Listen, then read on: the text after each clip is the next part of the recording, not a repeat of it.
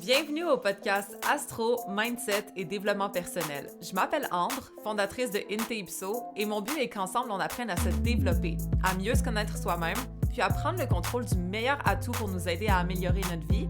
Vous l'avez deviné, notre mindset.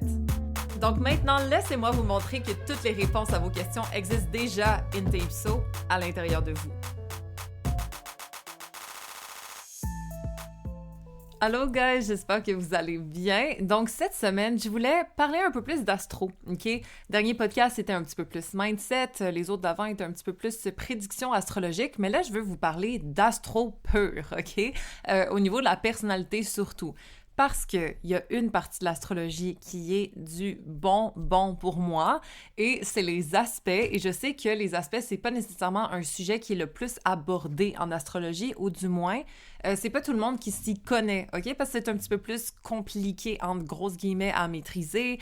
C'est comme, tu sais, le next level. Après les signes, on peut aller voir les aspects. Du moins, c'est incroyable à quel point on peut en apprendre sur nous. C'est comme lire notre manuel d'instruction, mais vraiment en profondeur, ok? Lorsqu'on regarde nos aspects. Donc, je vais essayer de vous expliquer à quel point c'est important, qu'est-ce que vous pouvez découvrir sur vous. Parce que moi, sincèrement, quand j'ai compris les aspects en astro, là, oh my god, genre tout a fait du sens. Parce que juste les planètes en signe, c'est bien, c'est une bonne base. Mais reste que il manque énormément de nuances, il manque énormément de précision. On ne comprend pas tous les dilemmes internes que cette personne-là peut vivre, les facilités que cette personne-là peut vivre, comme c'est vraiment les aspects qui vont nous montrer la dynamique interne de quelqu'un. Et c'est super pertinent à connaître, ok? Surtout au niveau du développement personnel. Évidemment, si vous voulez pratiquer l'astrologie un jour, ben de comprendre les aspects de vos clients, c'est comme un game changer, là, on s'entend, je sais pas comment on pourrait faire autrement. Donc, sur ce, je vais me lancer à vous expliquer un petit peu ça. C'est un sujet qui fait partie de ma formation d'astrologie intégrale partie 1, ok? Donc, je vais mettre ça en lien en dessous de l'épisode si jamais ça vous intéresse. Il y en a beaucoup d'entre vous qui font partie de ma formation. Il y en a d'autres qui étaient intéressés à l'apprendre. Donc, je me suis dit, tu sais quoi, on va faire un petit épisode là-dessus cette semaine pour peut-être vous aider à mieux comprendre, même ceux qui n'ont pas pris la formation, ça peut peut-être vous aider. Donc, sur ce, on va se lancer sur le sujet. Donc déjà, c'est quoi des aspects, ok? On entend ça, mais qu'est-ce que ça veut dire? En fait, dans un thème astral, c'est comme une espèce de roue, right? C'est composé de 360 degrés au total. Donc, il y a 30 degrés par signe. C'est pour ça qu'il y a comme 12 signes, ça fait 360, right? Reste que les aspects, c'est la distance entre deux planètes, par exemple, ok? Ou entre les planètes en général.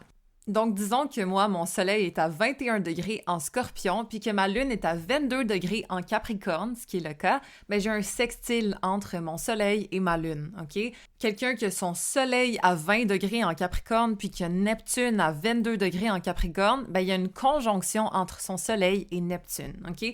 Donc, c'est juste pour vous mettre une petite mise en contexte. Dans le fond, les aspects, c'est à rapport au degré. Évidemment, je vais vous expliquer ça plus en profondeur. C'est sûr que c'est plus facile lorsqu'il y a une vidéo ou lorsqu'il y a quelque chose de tangible devant vous visuellement. Là, ça va juste être à l'audio, mais au moins, ça peut quand même peut-être vous familiariser doucement avec le sujet. Les aspects se trouvent au centre en passant d'un thème astral, ok? Tu sais, toutes les lignes là, que vous voyez, des lignes bleues, des lignes rouges, etc. dans votre thème, surtout sur AstroThème, là, je sais pas sur les autres sites, ben dans le fond, c'est ça les aspects, ok? On voit les dynamiques entre les planètes. C'est un peu comme le genre de dialogue qu'elles entretiennent, ok? Bon, ben, Neptune et mon Soleil sont en conjonction, donc ils sont une avec l'autre. Ils peuvent pas se séparer, ils sont littéralement colocs, ok? Ils peuvent pas agir sans que l'autre soit impacté. Les deux viennent ensemble. C'est comme une union, un mariage, exemple, la conjonction. Et la conjonction est représentée par un petit cercle vert. Il est tout petit, là, mais dans le fond, c'est lorsque deux planètes sont collées l'une à l'autre. Le degré de distance varie d'astrologue en astrologue. Là. Moi, j'ai souvent vu une moyenne de 6 degrés de distance pour qu'on considère ça comme une conjonction. Moi, j'y vais jusqu'à 10. OK? Sincèrement, c'est que le plus proche la conjonction va être, le plus on va le sentir à l'intérieur de soi, le plus loin elle est, le moins on le sent. Bref, après, c'est à la discrétion de chacun, mais reste qu'il faut que les deux planètes soient une à côté de l'autre. Des fois, il y en a plusieurs. Hein? On appelle ça un stellium lorsqu'on a 4 planètes ou plus, ou 3 planètes et un angle, etc. Quand je dis angle, c'est l'ascendant, le milieu du ciel, le descendant, etc. Mais encore une fois, ça, il n'y a pas de règle, OK? C'est quoi un stellium, etc.? Comme il y a des définitions, mais à the end of the day, c'est vous qui définissez un peu ce que vous pensez de la chose. C'est sûr que 2 planètes ensemble, c'est pas un stellium. 3 planètes, c'est pas nécessairement un stellium non plus, ça pourrait là, mais comme c'est pushing it un peu, ok? Bref, la conjonction, c'est vraiment littéralement quand deux planètes sont une à côté de l'autre. Regardez si vous n'avez pas comme quelques planètes qui sont une à côté de l'autre, surtout si ça implique une planète personnelle, ok? Si vous avez Uranus puis Neptune en Capricorne, c'est pas une conjonction que je considère comme étant super importante dans votre thème, à part si elle aspecte d'autres planètes chez vous, OK? Parce que c'est générationnel. Il y a beaucoup de personnes qui ont cette conjonction-là, donc c'est pas nécessairement spécial. Dépendamment où est-ce qu'elle va être placée dans votre thème, ça peut devenir spécial, OK? Mais reste que si c'est juste, vous avez Uranus et Neptune en Capricorne en conjonction, puis c'est tout, je vous conseille pas nécessairement de vous arrêter sur le sujet à ce niveau-là. Mais les conjonctions qui sont en lien avec votre Soleil, la Lune, Mercure, Vénus ou Mars, ça, par exemple, ça vaut la peine de s'y arrêter, OK? Fait que disons que vous avez Mars conjoint Neptune et Uranus en Capricorne, OK? Donc, Uranus, Neptune et Mars en Capricorne, là, ça devient quelque chose de spécial. Pas seulement juste Uranus et Neptune en Capricorne. Ça veut pas dire que si vous avez Uranus et Neptune en Capricorne en conjonction, vous n'êtes pas spécial, OK? C'est pas ça que je dis, mais c'est juste que dans l'interprétation du thème, je vais moins y porter attention parce que je sais qu'il y a énormément de personnes qui ont cette conjonction-là. Tandis que si vous avez votre Soleil en conjonction à Neptune et Uranus en Capricorne, ben là, je vais y porter beaucoup plus attention. Donc, j'espère que vous comprenez que, en fait, c'est vraiment les planètes personnelles qu'on va regarder, les aspects surtout, OK? Après, on peut extrapoler, on peut continuer à regarder les planètes intergénérationnelles si on veut. Mais en fait, les aspects avec les planètes intergénérationnelles, c'est-à-dire, Jupiter, Saturne, Uranus, Neptune, Pluton, là, ça va vraiment être important lorsque ça touche à une planète personnelle, OK? On y viendra. Mais reste que, regardez dans votre thème si vous avez une conjonction ou des conjonctions qui touchent à une planète personnelle. Regardez votre Soleil, est-ce qu'il y a comme une planète qui est proche? Regardez le degré, OK, de votre Soleil, de la Lune, de Mercure, de Mars, de Vénus. Le degré, en fait, c'est le petit chiffre qui est au-dessus de votre planète. Dans le sens que, OK, moi, mon Soleil est à 21 degrés. Il y a comme deux petits chiffres sur AstroThème, OK? 21, 40, exemple. Ben, c'est le 21 qu'on va regarder. Parce qu'en fait, c'est le degré, puis les autres, c'est les minutes. Bref, tout ça pour dire, regardez le petit chiffre qui est au-dessus de la planète en tant que telle. C'est là que vous allez voir le nombre de degrés précis. Fait que si vous voyez que, le Soleil est à 21 degrés, puis, je sais pas moi, Vénus est à 8 degrés, du même signe, ben là, ça fait une très grande conjonction à 13 degrés. C'est peut-être un peu trop, OK? Ce n'est plus nécessairement une conjonction, mais reste que si, exemple, notre Soleil est à 21 degrés et que Vénus est à 19 degrés dans le même signe, ben là, on peut considérer ça comme une conjonction. Donc, je m'excuse si c'est mélangeant. Je le sais qu'à l'audio, c'est pas nécessairement les meilleures conditions pour apprendre, mais comme je vous dis, l'astrologie, comment je l'apprends, moi, c'est en me familiarisant avec les termes, avec les notions. Donc, si vous pouvez écouter cet épisode-là, vous allez voir que vous allez vous familiariser avec ces notions-là. Ça va être un petit peu plus facile à assimiler lorsque vous allez vraiment étudier les aspects exemples. Parce que littéralement, l'astrologie, moi, je vois ça comme une nouvelle langue à apprendre, OK? C'est comme s'il faut que tu familiarises avec les termes, les intonations, les ci, les ça, il faut que tu écoutes des séries, il faut que tu lises des livres dans cette langue-là pour être capable de comprendre doucement de plus en plus à être bilingue, exemple. Vous voyez ce que je veux dire? C'est comme ça qu'on apprend l'astro, c'est pas nécessairement en voulant la maîtriser comme en un mois, OK? On peut pas maîtriser l'allemand en un mois, on peut pas maîtriser l'astro en un mois non plus, mais là, plus en plus qu'on étudie, qu'on écoute des choses dans cette langue-là, ben le plus on devient meilleur dans le sujet, donc voilà. Donc là, on a parlé des conjonctions, ce que je considère comme un point clé dans les aspects, OK? La conjonction, c'est souvent ressenti très fort chez l'individu. C'est littéralement une union entre deux planètes, OK? Les deux planètes qui sont en conjonction sont littéralement unies l'une avec l'autre. On ne peut pas les séparer, OK? Si l'une agit, l'autre réagit. Comme les deux viennent ensemble. C'est comme un petit duo, là, OK? Donc, nécessairement, l'une va être affectée par l'autre. C'est comme si tu habites dans un studio avec un coloc, comme nécessairement, s'il se réveille le matin, tu vas l'entendre. Nécessairement, s'il mange, tu vas sentir l'odeur de son plat. Comme la conjonction, là, c'est ça. C'est cette interaction-là qui se passe à l'intérieur de nous entre ces deux planètes. C'est littéralement une union, un partenariat, que ce soit pour le mieux, parce que c'est deux planètes qui s'entendent bien, ou que ce soit pour le pire, parce que c'est deux planètes qui s'entendent un peu moins bien. Après, ça, c'est le libre arbitre qui va déterminer comment on va utiliser ces deux colocs-là, comment ils vont s'entendre ensemble, est-ce qu'ils vont coopérer, est-ce qu'ils vont se piler dessus. Ça dépend de nous. Mais reste que on ne peut pas les séparer, OK? Ils viennent ensemble, ils agissent ensemble à l'intérieur de nous, donc c'est bon à prendre en considération. Et c'est souvent pourquoi les personnes qui ont une planète en conjonction à leur soleil ne se ressentent pas à 100% dans le signe dans lequel leur soleil est, OK? Exemple, t'es Gémeaux, puis t'es très mental, fine, mais ton soleil est en conjonction à Mars, qui Mars est tourné très vers l'action, le mouvement, OK? Ben ça se peut que, oui, tu sois mental, mais en même temps, tu sois quelqu'un qui veuille agir. Tu sois moins juste pris dans tes idées, tu sois plus tourné vers l'action, le mouvement, le progrès, OK? Exemple.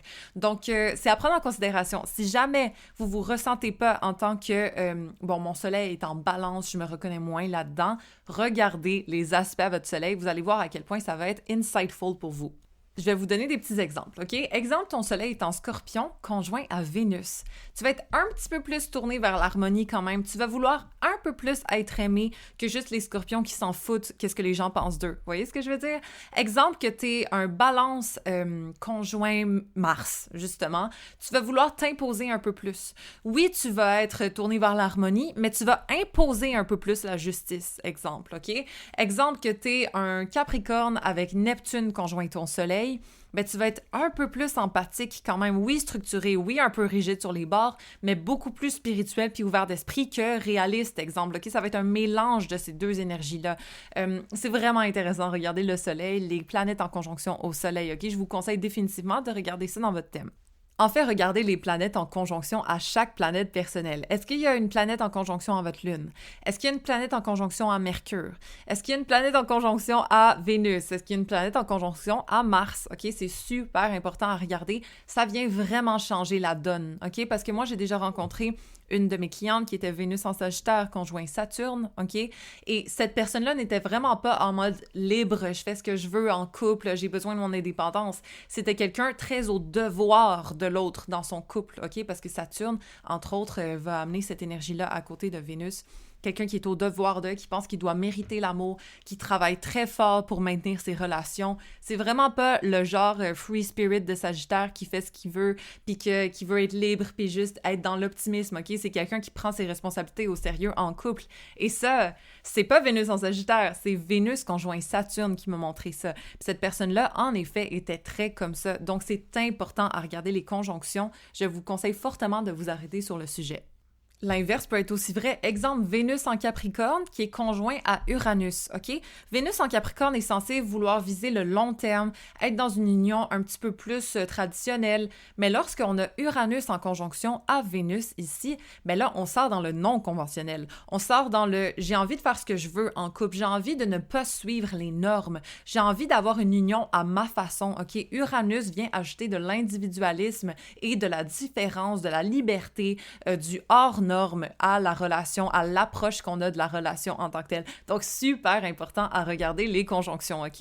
Évidemment, c'est approfondi dans le niveau 3, la formation partie 3 d'astrologie que j'ai créée. Tous les détails, comme, tu sais, exemple, Uranus conjoint Vénus, j'en parle dans la formation partie 3, tandis que les aspects en général, j'en parle dans la formation partie 1, OK? Donc, prenez ça en note au besoin.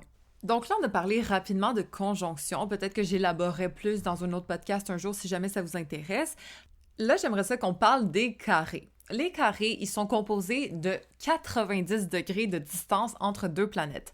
Dans le fond, si ta planète est à 21 degrés dans un signe, regarde le 21e degré 3 signes plus loin, puis ça va faire un carré.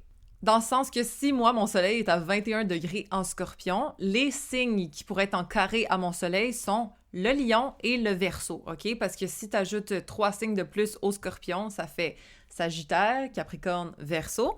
Puis si tu recules de 3 signes du Scorpion, ça fait Balance, Vierge, Lion. Donc c'est toujours 3 signes de différence pour avoir un carré, parce que si on se rappelle, un signe, c'est 30 degrés. Puis, bon, pour avoir 90 degrés, il faut faire x3, OK? Fait que là, c'est des calculs, c'est pas censé être comme ça. Moi, c'est juste que je l'ai en tête de même. C'est plus facile pour moi de comprendre à ce niveau-là. 3 signes de distance, la conjonction 0, le sextile 2, le trigone 4. Vous voyez ce que je veux dire? Comme c'est comme ça que c'est intéressant de comprendre les choses. Selon moi, c'est beaucoup plus facile à voir. Mais encore une fois, à l'audio, c'est freaking dur. Fait que si vous comprenez un peu, vous êtes bon en ce moment. Donc, les carrés, qu'est-ce que ça vient montrer? C'est un peu une bagarre à l'intérieur de notre thème, OK? Parce que lorsqu'on a une planète en carré à une autre, c'est comme si l'une et l'autre étaient dans l'angle mort de l'une et l'autre, OK? On les voit pas, on les sent pas, mais elles nous dérangent. C'est comme si on peut pas faire notre tournant tranquille parce que la planète est dans l'angle mort, OK? Elle veut la même chose que nous, mais elle la veut pas de la même façon. Souvent, d'ailleurs, les planètes en carré sont dans des modalités similaires, OK? Exemple, bon, le Scorpion, le Verseau et le Lion sont tous des signes fixes. Fait qu'ils veulent tous être fixes à leur façon, mais d'une façon différente des uns des autres. Donc, c'est pour ça que les carrés, c'est un peu comme si on jouait du coude à l'intérieur de nous, OK? Bon, Vénus est en carré à Neptune, fait qu'elle joue du coude, là. Vénus et Neptune se jouent du coude à l'intérieur. Neptune veut l'illusion, veut l'idéalisation de la relation. Vénus, elle veut juste être en harmonie puis voir les choses belles. Mais l'un vient brouiller l'autre, donc ça fait en sorte que tu sors avec des gens qui sont un petit peu delusional, tu te fais des idées, tu te fais des faux espoirs, puis ça fait en sorte que tu te sacrifies beaucoup trop parce que ton empathie, Neptune, n'est pas contrôlée d'une façon agile. Au contraire, elle est maladroitement utilisée dans tes relations Vénus, OK? Les carrés, les oppositions en passant, c'est comme si l'énergie n'était pas bien canalisée. Elle est un petit peu utilisée d'une façon maladroite jusqu'à temps qu'on la maîtrise, OK? Parce que les carrés et les oppositions, je vais vous en parler après, sont littéralement ce qu'on doit améliorer dans notre personnalité. C'est comme les challenges qu'on doit relever. C'est les petits bobos là, qui font en sorte que ça nous gosse jusqu'à temps qu'on travaille dessus puis qu'on les règle et qu'on maîtrise la chose meilleure que quelqu'un qui n'avait pas ces problèmes-là dans son thème. Donc, les carrés, ça incite à l'action parce qu'il y a clairement quelque chose qui cloche, entre guillemets, OK? Pas pour dire qu'il y a un problème nécessairement, mais ça veut juste dire que c'est comme si ça te gratouille, là, surtout. Il faut que tu grattes où est-ce que ça pique. Parce que si tu le laisses juste comme ça, c'est juste désagréable, OK? Fait que les carrés, les oppositions forcent à l'action, étant donné qu'il y a une espèce de petit malaise naturel. Ce n'est pas grave, ce n'est pas fatal, au contraire. Si Vénus est aspectée chez vous, ça veut pas dire que vos relations sont compliquées puis sont problématiques. Ça veut juste dire que vous avez quelque chose à maîtriser par rapport aux relations et c'est important que vous vous arrêtiez sur le sujet si vous voulez être en mesure d'avoir des relations saines et équilibrées, par exemple. Mais ce qui est le fun avec les carrés et les oppositions, c'est qu'elles poussent à l'action et donc à l'amélioration. Donc, au lieu de subir, OK, si on n'en fait rien, puis on fait juste comme go with the flow, puis subir un peu nos problèmes, puis bon, être un peu frustré par rapport à ce genre d'énergie-là, mais lorsqu'on prend action et qu'on règle nos problèmes, entre guillemets, avec des efforts continus, bien là, on finit par maîtriser le sujet puis être encore meilleur que quelqu'un d'autre qui n'aurait pas ces aspects-là dans son thème, OK? Donc, quelqu'un qui a un beau sextile, un beau trigone avec Vénus, tant mieux pour lui, les relations sont relativement correctes, OK? Il n'y a pas nécessairement de gros problèmes qui vont subvenir, même si ça ne garantit pas comme que tout va bien aller dans sa vie non plus, mais ça veut dire que la personne qui a un carré va se faire chier au début, mais ensuite va maîtriser la chose et devenir un expert dans le sujet, entre guillemets, si elle le veut, OK? Donc, par exemple, si au niveau de Vénus, c'est quelque chose qui est très challengé dans votre thème, comme moi, en passant, vos relations, ça se peut qu'il y ait, bon, des apprentissages qui soient en lien avec ça, OK? C'est pas obligé d'être pénible, en passant. C'est simplement qu'il va y avoir de l'évolution liée à Vénus, par exemple, et qu'ensuite, étant donné que vous avez fait le travail, bien, vous allez être en mesure de consciemment utiliser l'énergie de Vénus, OK? Au lieu de laisser ça rouler inconsciemment, entre guillemets. Même chose si vous avez des carrés à Mercure, par exemple, qui peut représenter la communication, entre autres, OK? Mais ça se peut que votre communication soit un petit peu plus difficile, que vous vous reteniez un peu plus, que peut-être vous dites pas nécessairement votre opinion facilement, peut-être que vous doutez un petit peu de vos capacités intellectuelles, OK? Dépendamment. Exemple, c'est aspecté à Saturne, OK? Vous avez Mercure carré Saturne. Bien, justement, là, la communication va devoir être maîtrisée. C'est-à-dire qu'au lieu de l'avoir juste naturel, puis de sortir des mots de même, puis qu'on dise un peu n'importe quoi, bien vous allez prendre la communication au sérieux et donc vous allez travailler la chose. Vous allez vous pratiquer à exprimer doucement vos besoins. Vous allez être capable de réfléchir avant de parler, etc., OK? Au lieu de l'avoir juste naturel, puis que ça flotte, puis que ça sorte un peu juste de même, vous allez prendre le temps de maîtriser le sujet. Ça se peut qu'au début de votre vie, vous doutiez un peu. Vous avez du problème... Fuck, man. Aujourd'hui, je mâche mes mots, c'est incroyable. Je recommence. Donc, que vous avez des problèmes à vous exprimer juste spontanément, par exemple, OK? Lorsqu'on a un Mercure très aspecté à des planètes lourdes, ça peut être possible. C'est pas obligé, en passant, mais ça peut être possible. Donc, ensuite, vous allez maîtriser le sujet, puis vous allez devenir meilleur à la communication que quelqu'un qui l'a juste naturel, par exemple. C'est toujours le cas, OK? Lorsqu'on fait les efforts nécessaires, par exemple, pour améliorer notre cas. Donc, au final, les carrés nous montrent vraiment notre chemin d'évolution. Où est-ce qu'on peut maîtriser les choses pour devenir meilleur? Dans quel sujet on peut s'améliorer, entre guillemets, OK? Je dis toujours des entre guillemets, mais c'est parce que c'est juste que c'est relatif. Tu sais, s'améliorer, ça veut dire que t'es poche, mais t'es pas nécessairement poche. C'est pour ça que je mets des guillemets tout le temps, partout. Donc, tout ça pour dire que les carrés, essayez de regarder ça dans votre thème. Qu'est-ce qui fait des carrés à quoi? OK? Comme ça, vous allez pouvoir voir qu'est-ce qui est à maîtriser chez vous. Est-ce que c'est votre lune? Donc, c'est vos émotions ici qui sont peut-être bloquées.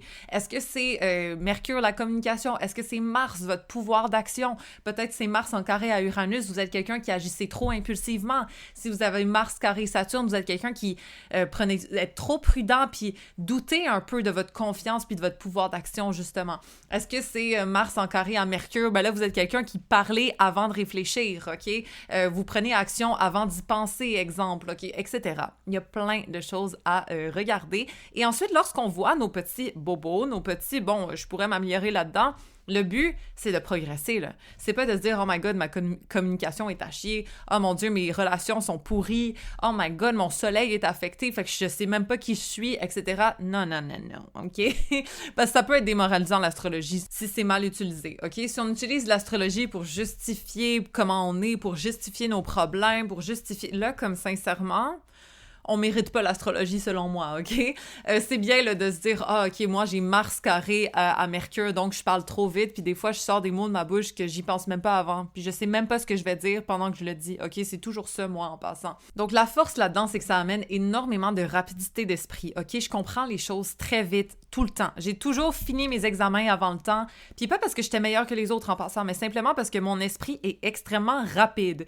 Mais rapide ne veut pas dire toujours bon en passant, parce que des fois, je vais comprendre quelque chose, je pense que j'ai compris la chose, mais j'ai pas écouté en entier, donc je manque des bouts. Je peux sauter aux conclusions, exemple. Je peux parler trop vite puis me dire « Fuck, man, j'aurais pas dû dire ça. » Les gens qui ont un Mercure aspecté à Uranus ou à Mars vont se reconnaître aussi. Reste que moi, je le sais maintenant, donc j'essaye doucement de travailler ma communication à ce niveau-là, d'écouter un petit peu plus les personnes qui parlent devant moi, pas juste de sauter dans leurs phrases, exemple, ou de finir leurs phrases. Oh mon Dieu, c'est mon pire défaut.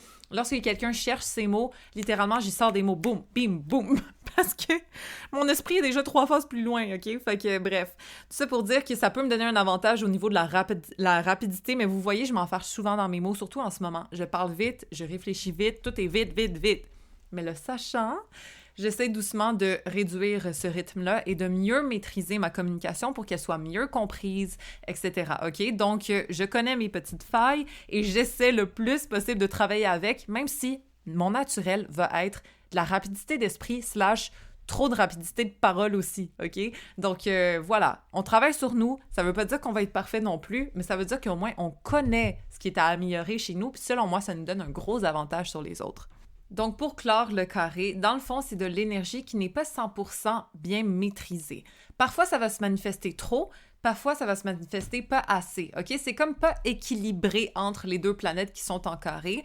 Donc, d'apprendre à maîtriser, à trouver le compromis entre les deux, c'est ça l'idéal, c'est ça qu'on doit rechercher. Ensuite, parlons des oppositions. OK? Les oppositions, c'est lorsqu'on est à 180 degrés une planète de l'autre. Par exemple, bon, vous êtes Soleil en Capricorne avec une Lune en Cancer en opposition. Tu sais, je sais pas, votre Soleil est à 14 degrés en Capricorne, votre Lune est à 18 degrés en Cancer. Ben, c'est une opposition. Et ici, c'est comme si on était partagé entre deux énergies. Donc, par exemple, la Lune en Cancer veut tirer la couverte de son bord, être plus émotionnel, être capable de ressentir ses intuitions, tandis que le Soleil en Capricorne veut être fiable, il tire la couverte vers « non, j'ai des responsabilités, faut que je reste droit, faut pas que je perde la face, etc. » OK? Fait que là, c'est un petit combat entre qui va gagner la part de la couverte et qui va être réchauffé. Mais reste que, au final, même chose que le carré, le but, c'est de trouver l'équilibre entre ces deux énergies-là, OK? Parce que les deux font partie de nous. T'es pas plus Capricorne que t'es Lune en Cancer, exemple, t'es les deux. Donc, parfois, on va sortir plus l'un que l'autre. Au travail, on va plus montrer notre soleil qui est fiable, qui est responsable. Puis avec nos proches, on va plus montrer notre sensibilité, puis le fait qu'on prenne bien soin d'eux émotionnellement avec notre Lune en Cancer, exemple. Mais reste que accepter ces deux parties comme étant nous, OK? On n'est pas plus l'un que l'autre. De trouver l'équilibre entre les deux. Peut-être les bons moments pour manifester une énergie plus qu'une autre, OK? Comme je vous dis, le contexte peut varier, mais reste qu'on doit accepter ces deux parties-là comme étant partie de nous. Donc, les oppositions vont toujours se passer dans des signes opposés, OK? Exemple, taureau, scorpion, exemple, balance, bélier, exemple, verseau, lion, etc. Vous comprenez, c'est simplement les signes à 180 degrés et donc c'est toujours le signe opposé. Par contre, ces signes-là sont compatibles, entre guillemets, parce qu'ils sont composés d'éléments compatibles, c'est-à-dire, exemple, le taureau, la terre, le scorpion, l'eau, OK? L'eau et la terre, on se rappelle, c'est compatible. Exemple, la balance, l'air, le bélier, le feu. Le feu et l'air sont compatibles, OK? Tandis que les carrés, par exemple, le scorpion, l'eau, le lion, le feu, c'est un élément incompatible. Le scorpion, l'eau, le verseau, l'air, c'est un élément incompatible. Donc, reste que les oppositions, je veux pas dire sont un petit peu plus faciles à vivre parce que ça reste un dilemme interne, OK? Mais au moins, éventuellement, on peut trouver un compromis un petit peu plus facilement que les carrés, même si les carrés sont beaucoup plus constructifs selon moi, OK? Mais ça, c'est très subjectif ce que je suis en train de vous dire. Donc, bref, les oppositions vont toujours être dans des signes opposés. Donc, si on est sur l'axe du bélier et de la balance, c'est notre individualité ainsi que la coopération qu'il va falloir qu'on développe. C'est-à-dire, est-ce que je coopère ou je suis individualiste? Est-ce que je me mets à la place des autres ou est-ce que je fais ce que je veux? Est-ce que je suis plus dans le regard des autres que je m'assume pas à 100% ou est-ce que j'ai le courage d'être moi-même, etc. OK? Les gens qui ont des placements bélier et balance vont devoir apprendre ce genre de choses-là. Les axes opposés sont expliqués dans la partie 1 de la formation, OK? J'ai mis beaucoup de temps à parler de ça parce que selon moi, c'est extrêmement constructif à apprendre.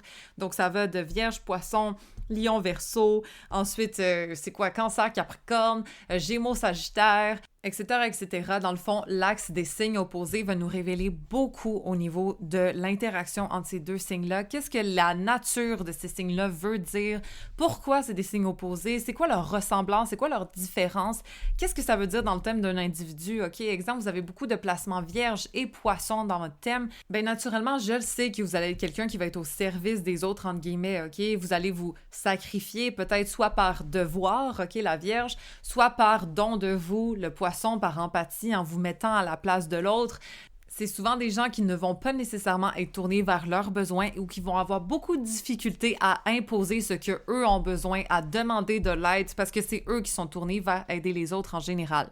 Donc, ces personnes-là vont devoir apprendre aussi à faire confiance à leur tête, leur rationnel, la Vierge, ainsi qu'à leur cœur, leurs émotions, leur intuition. Le Poisson, ça se peut qu'il soit un petit peu partagé entre ces deux énergies-là à l'intérieur de eux, un dilemme entre la tête et le cœur, le rationnel et l'intangible, la spiritualité et le day-to-day, le quotidien, les tasks, etc. OK? Il y a plein de choses à apprendre sur chaque signe opposé. Reste que les oppositions vont nous montrer souvent une espèce de dilemme qui est expliqué non seulement dans la section des aspects, mais aussi dans la section des signes opposés de la formation partie 1, si jamais ça vous intéresse d'en comprendre plus. Donc, je le répète, l'opposition, c'est un peu tirer la couverture de quel côté, OK? Qui va gagner? Ils sont tellement loin l'une de l'autre, les deux planètes, OK? Qu'ils s'entendent pas bien. Le dialogue, là, il est un peu difficile parce qu'elles doivent crier pour que l'autre l'entende. Par contre, elles se voient, OK? C'est une en face de l'autre. Mais est-ce qu'on se comprend? Pas tout le temps. Donc, le but, c'est de rapprocher ces deux planètes-là à l'intérieur de nous, les faire coopérer, les faire s'entendre, entre guillemets, pour trouver l'espèce de compromis entre ces deux énergies-là. Là, juste rapidement, j'aimerais ça parler des quinconces, ce que j'aborde pas dans la formation, mais juste pour vous le dire. Les quinconces, en fait, c'est lorsqu'on est à 5 signes de différence. Exemple, le Sagittaire et le Taureau sont en quinconce, OK? Ça, c'est des énergies, en fait, qui sont dans 2 signes incompatibles, c'est-à-dire Taureau, Terre, Sagittaire, Feu, exemple. Mais c'est pas assez pour sentir un espèce de problème fort à l'intérieur de nous, mais assez pour avoir un petit sentiment désagréable, OK? Donc, ça aide de savoir ça aussi, parce qu'on peut s'en occuper. On peut comprendre que si notre soleil est en taureau puis que notre lune est en sagittaire, ben oui, on va prioriser la stabilité, notre zone de confort de temps en temps, mais il faut aussi qu'on fasse de la place pour découvrir, pour partir à l'aventure, pour se sentir libre de temps en temps aussi, pour combler les besoins de notre lune, OK? Donc, le quinconce reste quelque chose qu'il faut prendre en considération, qu'il faut s'occuper de, mais je vous dirais qu'au lieu d'avoir une rage de dents comme un carré, c'est comme si c'est juste un petit malaise là, quand tu mâches ton souper le soir. C'est comme, ça me gosse, mais pas assez pour que j'aille au dentiste, mais c'est quand même fatigant, OK? Fait que c'est le fun de s'en occuper aussi. En passant, les quinconces, c'est représenté par une ligne verte dans le thème, OK? Fait que si vous voyez une ligne qui est verte, pas turquoise, bien verte, vous allez voir c'est un quinconce. Essayez de vous arrêter sur ce sujet-là, puis de aussi trouver un espèce de petit compromis entre les deux planètes, entre les deux signes qui sont en quinconce. Ça peut aider à se sentir mieux. Et pour ce qui est des sextiles et des trigones, là, c'est lorsque on est à 2 signes de différence, OK? Les sextiles, c'est à 60 degrés, donc par exemple, le Scorpion et le Capricorne. Et les trigones, c'est lorsqu'on est à 4 signes de différence, c'est-à-dire des signes dans le même élément. Exemple, Scorpion et Poisson, OK? Donc, le Poisson est à 4 signes de différence du Scorpion, c'est pour ça que c'est en trigone. Le Bélier est à 4 signes de différence du Lion, c'est pour ça que c'est un trigone aussi. Puis tiens, ça fait feu, OK? Bélier, feu, lion, feu. Scorpion, eau, poisson, eau. Fait que le poisson et le scorpion sont en trigone, le bélier et le lion sont en trigone, etc. Puis comme d'habitude, il faut que ce soit dans le même genre de degré, OK? Disons que mon soleil est à 21 degrés en scorpion et que ma lune est à 2 degrés en poisson, ce n'est pas un trigone. Il faudrait que ma lune soit à environ 21 degrés en poisson pour que ce soit un trigone.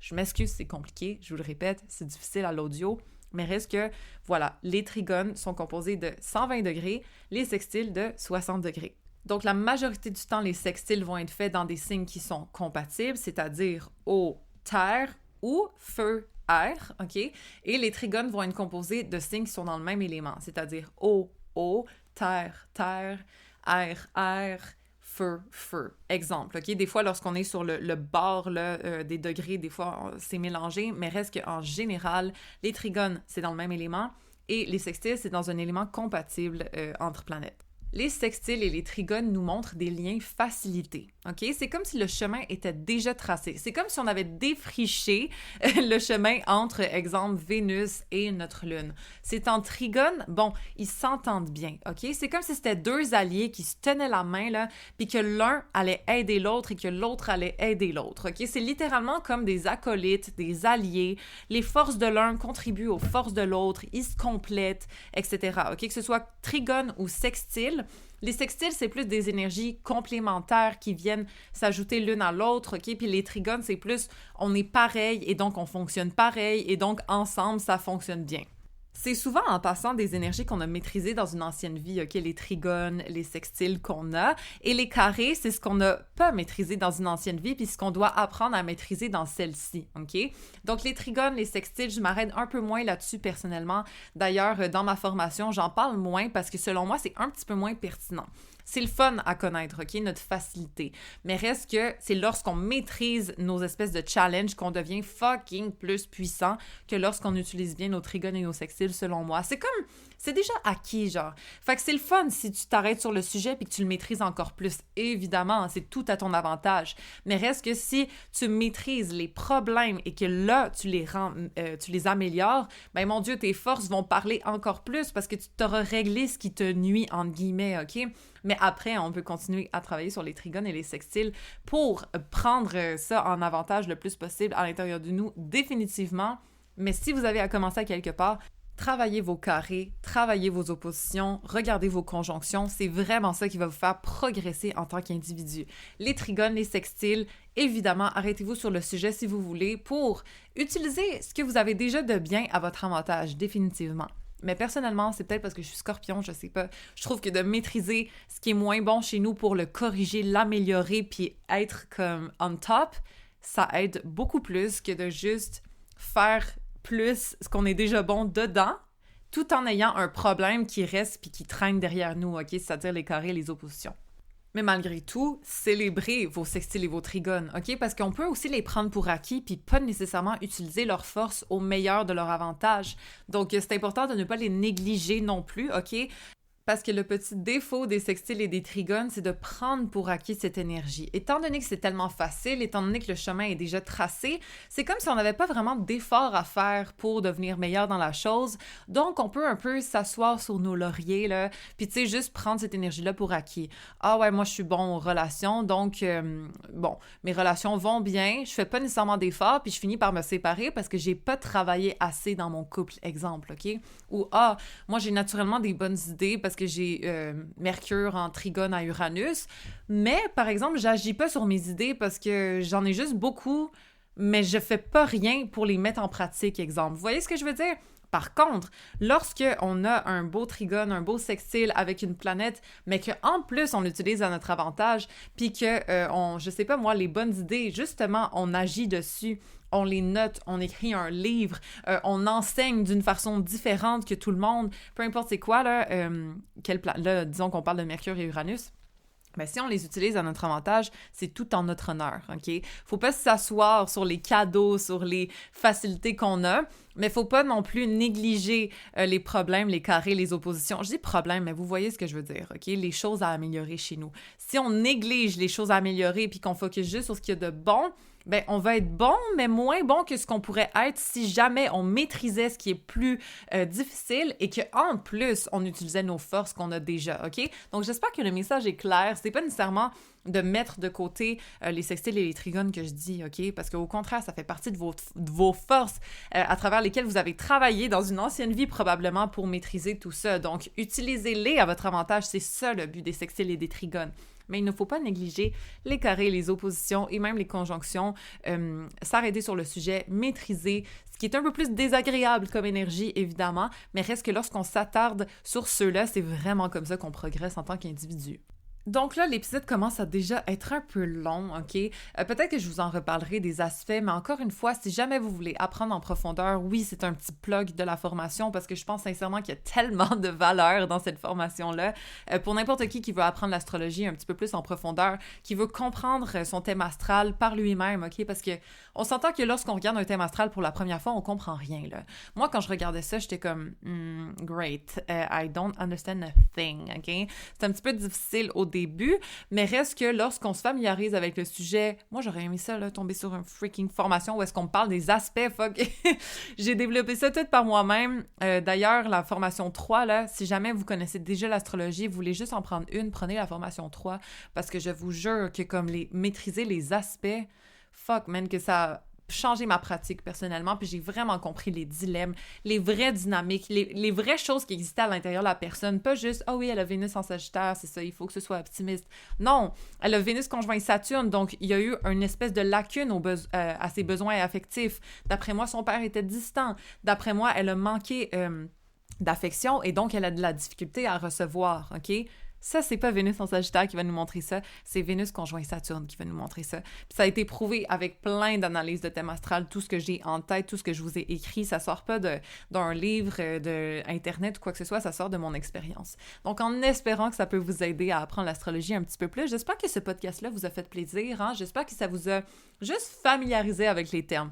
Parce qu'encore une fois, c'est un petit peu dur de comprendre tout ça juste en audio, mais en espérant que vous allez analyser un petit peu votre thème à la fin de ce podcast-là, regardez vos aspects, analysez les aspects des proches autour de vous aussi, ça peut être trop intéressant à constater, OK? Puis si jamais vous voulez qu'on regarde ça ensemble, évidemment, j'ai des services de 1 heure puis de 15 minutes aussi, vous le savez déjà de toute façon. Donc sur ce, guys, j'espère qu'on va se revoir la semaine prochaine. J'ai déjà hâte de vous reparler, honnêtement. Puis sur ce, rappelez-vous que toutes les réponses existent déjà in Tape Soul à l'intérieur de vous.